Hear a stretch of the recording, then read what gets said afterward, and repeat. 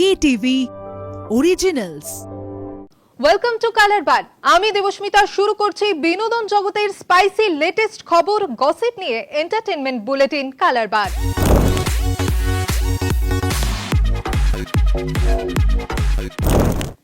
দু সালে 9 ডিসেম্বর 7 পাকে বাঁধা পড়েছিলেন তারা। মঙ্গলবার সেই বিয়ে পূর্ণ করলো 4 বছর। মা হওয়ার পর এই প্রথম সোশ্যাল মিডিয়ায় দেখা গেল ক্যাটরিনাকে। বিবাহ বার্ষিকীতে ভালোবাসাতে ভরিয়ে দুজনের ঘন সান্নিধ্য ছবি দিয়েছে নায়ক। দেখে নেব সেই ছবির ঝলক। ক্যাটরিনাকে বুকে টেনে বিবাহ বার্ষিকীতে মুচমুচে পোস্ট ভিকির। ক্যাপশন দিয়ে ভিকি লিখেছেন, আজকের দিনটা উদযাপন করছি, আনন্দিত, কৃতজ্ঞ চিত্তে ঘুমও উড়েছে। নিজেদের চতুর্থ বার্ষিকীর শুভেচ্ছা। ছবিতে দেখা যাচ্ছে ভিকি কাছে টেনে নিয়েছেন স্ত্রীকে, তার বুকে মাথা রেখে হাসছেন ক্যাটরিনা। ভিকি যেন চোখে হারাচ্ছেন তাকে। এদিকে ক্যাটরিনার লুক কার্যতই নো মেকআপ লুক। একদিকে বিবাহ বার্ষিকী, অন্যদিকে সন্তানের মা হওয়ার আনন্দ, দুই উপচে পড়ছে দু চোখে। টেলিভিশনে অনেক দিন পর নারী কেন্দ্রিক গল্প। দুই বোনের জীবনে চড়াই উতরাই ভাঙা গড়ার গল্প নিয়ে এগোচ্ছে জি বাংলার জনপ্রিয় ধারাবাহিক জোয়ার ভাটা। জোয়ার ভাটা সেটে পৌঁছে গিয়েছে আমাদের প্রতিনিধি পারমিতা আচার্য। শুটিং এর ফাঁকে সেই আড্ডায় টেলিপাড়ায় দুই প্রাণের মানুষ শ্রুতি এবং আরাত্রিকা কি বললেন শুনে নেব। জি বাংলার জনপ্রিয় ধারাবাহিক জোয়ার ভাটা। নিশি আর উজির জীবনের স্রোতে বয়ে চলা একের পর এক বাঁক, কখনো সঠিক পথে আবার কখনো ভুল পথে। দুই বোনের জীবনের চড়াই উতরাই ভাঙা গোড়ার গল্প বলছে জোয়ার ভাটা। এই মুহূর্তে বড় পরীক্ষার মুখে নিশি আর রুচি। পারবে সব হিসেব মিলিয়ে সঠিক পথ বেছে নিতে? এই গল্পে ভর করে এগোচ্ছে। বরের একটি কাজ আমি শুটিং দেখতে যেতাম, তখন আমার কাজ ছিল না, তো তখন ওর সাথে আমার দেখা হতো। ও আসতো এত বড় একটা চুল নিয়ে দৌড়াতে দৌড়াতে, ছুটি আমার তোমার অভিনয় ভীষণ ভালো লাগে মনে হয়। আমারও তো চুলটা হেভি লাগে, আমাকে সবাই বলে দেখো তোমার মতো বড় চুলওয়ালা একটা নায়িকা এসছে। তো সেই থেকে আমাদের মানে বন্ধুত্ব শুরু, সম্পর্কের শুরু। তারপর মাঝখানে কারোর সাথে কারোর কখনো দেখা হয়নি, কোথাও কথা হয়নি, কিন্তু উই ওয়ার কানেক্টেড। যখন একটা ধারাবাহিকে দুজন প্রোটাগনিস্টই দুজন মহিলা, নারী কেন্দ্রিক গল্প, সেখানে একটা কম্পিটিশনের ব্যাপার চলে আসতেই পারে। সেক্ষেত্রে তোমাদের মধ্যে কি এটা কাজ করে, ছাপিয়ে যাওয়ার? না, আমাদের গল্পটাই আসলে ছাপিয়ে যাওয়ার নয়। মানে এটা হতো হয়তো যদি একটা হিরো দুটো হিরোইন হতো, ওরকম কিছু গল্প হতো, তাহলে বোধহয় হতো যে না বেটার কিছু করতে হবে, কোন নায়কের সাথে কোন নায়িকাকে মানায়। তো সেটা তো আমাদের গল্প নয়। আমাদের গল্প দুই বোনের গল্প, দুই ভিন্ন মেরুর দুই বোনের গল্প। তো সেখানে আমরা একই ব্লাড শেয়ার করি ঠিকই, কিন্তু আমাদের দুটো পার্সপেক্টিভ আলাদা, দুজনের ওয়ে অফ এক্সপ্রেশন আলাদা। তো সেখান থেকে দাঁড়িয়ে দুজন দুরকম। সেটা শ্রুতিও যেমন আলাদা, আরাত্রিকাও সেরকম আলাদা। কেউই কারোর মতো নই, তাই কেউ কারোর মতো হওয়ার চেষ্টাও বৃথা করে কোনো লাভ নেই। তো এটা very nice story, nice story line. তো আমরা খুব এনজয় করছি কাজ করতে এখানে। আমি ছাপিয়ে গিয়ে কিছু করার কোনো দরকারও পড়ে না। আচ্ছা, মানে ছাপাতে চাইলেও কেউ ছাপাতে পারবে না, এরকম মানে চাওয়ার প্রশ্ন নেই, কিন্তু আমাদের দুজনের দুটো চরিত্রকে আমরা কেউই কখনো মানে চাইলেও পারবো না যে ওই কম্পিটিশনের মধ্যে যেতে। তার কারণ সবটাই না লেখক ভীষণ মাপে মাপে তৈরি করেছেন। মানে আজকে নিশা কখনো সবকিছু ছেড়ে আমি কি ঠিক করছি, নিশি কি সত্যি আসল দোষী, এটা ভাবতে পারে না, অসম্ভব। আর আজকে উজি কখনো সবকিছু ছেড়ে না, ঋষি আসল দোষী, ওর পুরো পরিবারকে আমি নিঃস্ব করবো, ধ্বংস করবো, ওর পুরো পরিবারকে ফকির করব, বলতে পারে না।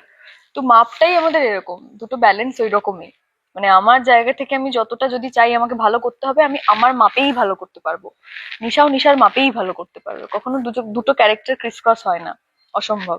তো যে কারণে এটা কম্পিটিশনের জায়গা হয় না, যে কারণে আমাদের কোনোদিনও আজ অব্দি কোনো ইমোশন, একটা সিনে একই কনসেপ্ট, ধরো আমাদের ব্যাপারটা একই, কিন্তু আমাদের দুটো ইমোশন আলাদা হয়, ইমোশন আলাদা, অথচ এক্সপ্রেশন আলাদা হয়।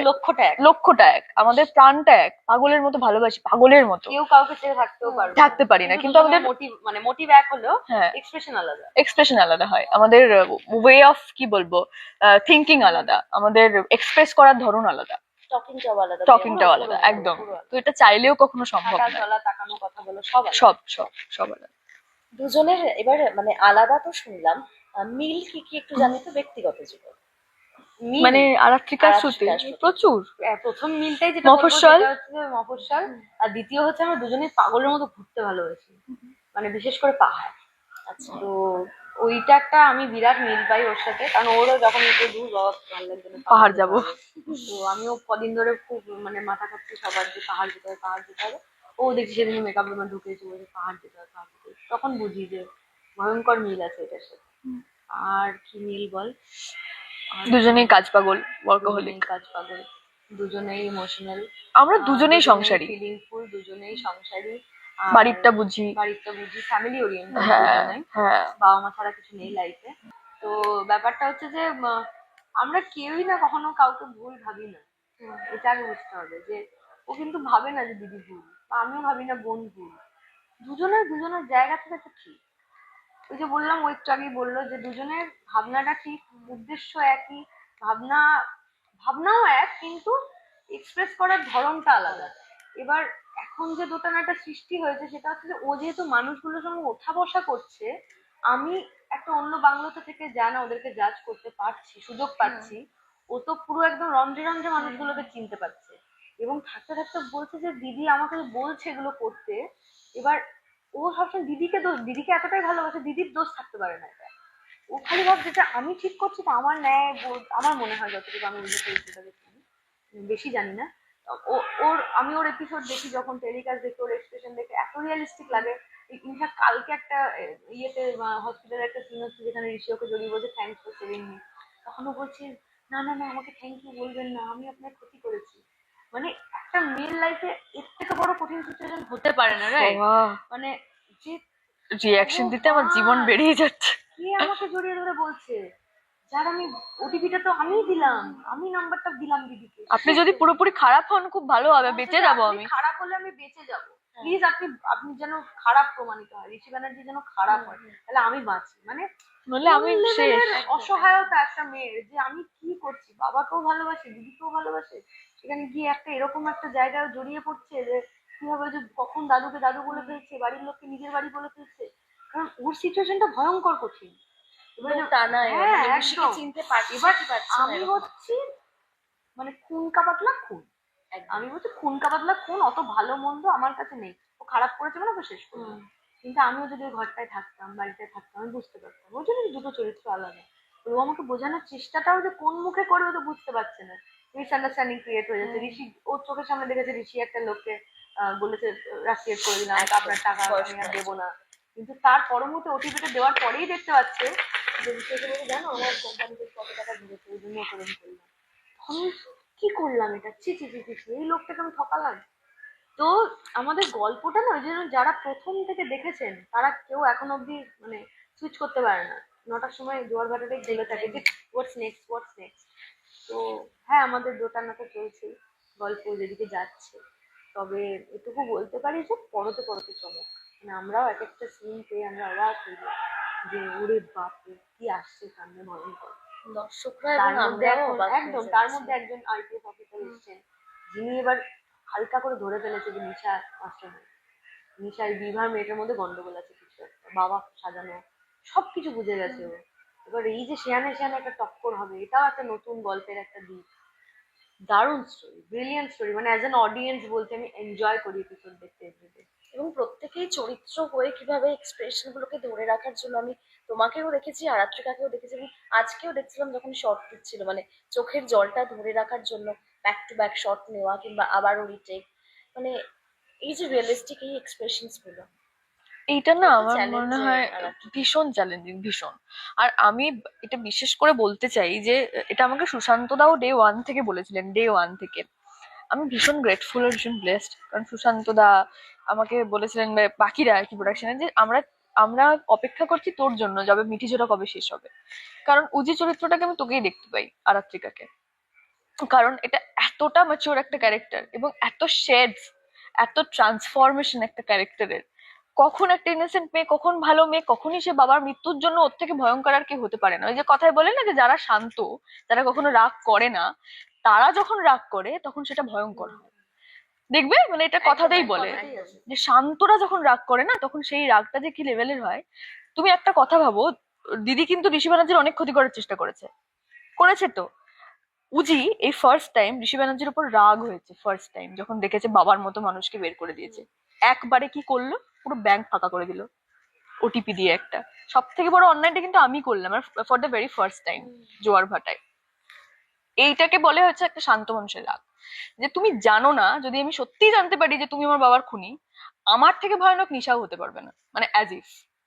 এটা কিন্তু নিশা জানে যে উজিকে, ওই জন্য মাঝে মাঝে ট্রিগার করতে চায় আমাকে, যে উজিকে জাগাতে হবে, উজিকে বোঝাতে হবে যে ঋষি খারাপ, এবং ওকে বারবার করে এসে হ্যাঁ। বলা যে আমি তোর মধ্যে এই পাওয়ারটা দেখতে চাই, তুই তোর রাগটা দেখতে চাই। যখন ও আমার অনেক কাজে বাধা দেওয়ার চেষ্টা করেছে, তখন আমি ভানুকেও বলেছি যে না, উজিকে আর ইনভলভ করা যাবে না, উজিকে ইনভলভ করা যাবে না, কারণ ও কিন্তু ব্যাগড়া দিতে পারে।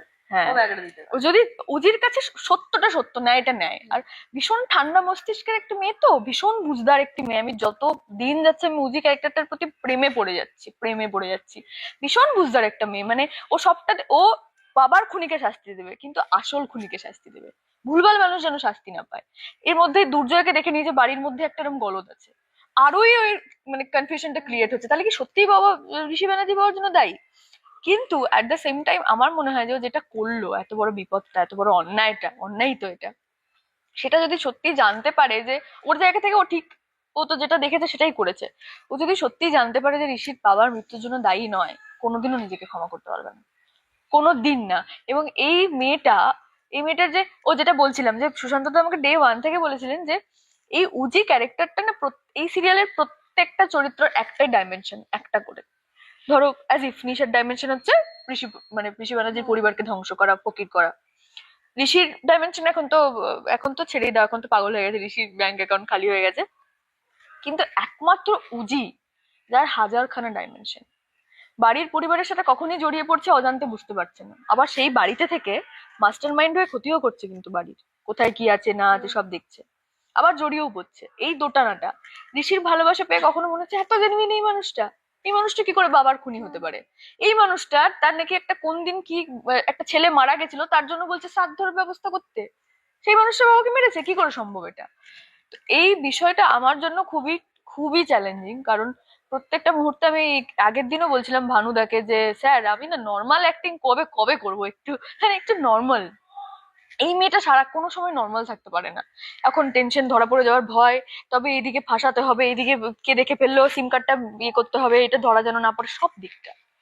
এবং ভবিষ্যতে একটা বিরাট বড় ট্রান্সফরমেশন নিশ্চয়ই আসবে, তার কারণ সবাই আমাকে বলছে যে দিদি তুমি অন্যায় করেছো, ফার্স্ট টাইম উজি অন্যায় করেছে, এটা মেনে নেওয়া যাচ্ছে না, ও কি করে মানে দিক বিদিক শূন্য হয়ে এটা করে ফেললো। তা আমি সবাইকে একটা কথাই বলেছি যে কোনো চরিত্রের ট্রান্সফরমেশন হওয়ার জন্য বা কোনো কিছু বদলানোর জন্য একটা বড় ধাক্কা হওয়া খুব দরকার। আমরা এই সিরিয়ালে এমন একটা ধাক্কা হয়ে গেছে না, যে ঋষি ব্যানার্জির ব্যাংক অ্যাকাউন্ট 0 করে দিয়েছি আমরা, ব্যাংক ব্যালেন্স। এখন নিশ্চয়ই কিছু বড় একটা হবে, কিছু তো একটা বদল হবেই, কারণ নইলে এত বড় জিনিসটা রাইটার কখনোই করতো না। শ্রাবন্তী চট্টোপাধ্যায়, যার জীবন সর্বদাই চর্চার কেন্দ্র, বিশেষ করে ব্যক্তিগত জীবন। যদিও এইসব নিয়ে একেবারেই ভাবেন না নায়িকা, নিজের মতো করেই জীবন কাটাতে ভালোবাসেন তিনি। মাঝে মধ্যেই লাস্যময় ছবি দিয়ে নেট দুনিয়ায় ঝড় তোলেন নায়িকা। সম্প্রতি নিজের স্নানের ছবি পোস্ট করলেন নায়িকা। শীতের মধ্যে অভিনেত্রীর ছবি যেন আগুন ছড়াচ্ছে, চোখ রাখবো সেই ছবিতে। সোশ্যাল মিডিয়ায় ভীষণভাবে সক্রিয় থাকেন শ্রাবন্তী। অভিনয়ের সঙ্গে চুটিয়ে ফটোশুটও করছেন। মাঝে মধ্যেই নিজের বোল্ড ছবি পোস্ট করে আগুন ধরান সোশ্যাল মিডিয়ায়। শ্রাবন্তীর পোস্ট করা একটি ছবিতে দেখা গিয়েছে এক ছাঁক ফ্যানার মধ্যে শরীর ডুবিয়ে রয়েছেন শ্রাবন্তী, চুল উঁচু করে বাঁধা, মুখে নেই কোনো মেকআপ। এই শীতের মরশুমেও তিনি যেন স্নান করাটা উপভোগ করছেন, তা বোঝাই যাচ্ছে। তার ছবি দেখে বোঝা যাচ্ছে শীতের মরশুমে তিনি এই স্নান কতটা উপভোগ করছেন। নায়িকা এই ছবির ক্যাপশনে লেখেন, নিজেকে জল দিতে থাকুন। নেটপাড়ায় শ্রাবন্তীর এই ছবি রীতিমতো ঝড় তুলেছেন। ছোট পর্দার জনপ্রিয় অভিনেত্রী সোনামণি সাহা এবার যেন নিজের পরিচয়ের ছক একেবারে ভেঙে নতুন রূপে হাজির। এক বহুতলের সামনে দাঁড়িয়ে পিঠ খোলা পোশাকে ক্যামেরার সামনে ধরা দিয়েছেন তিনি। অভিনেত্রীর এই ছবি শীতের মরশুমে কার্যতই পারদ বাড়িয়েছে কয়েক গুণ।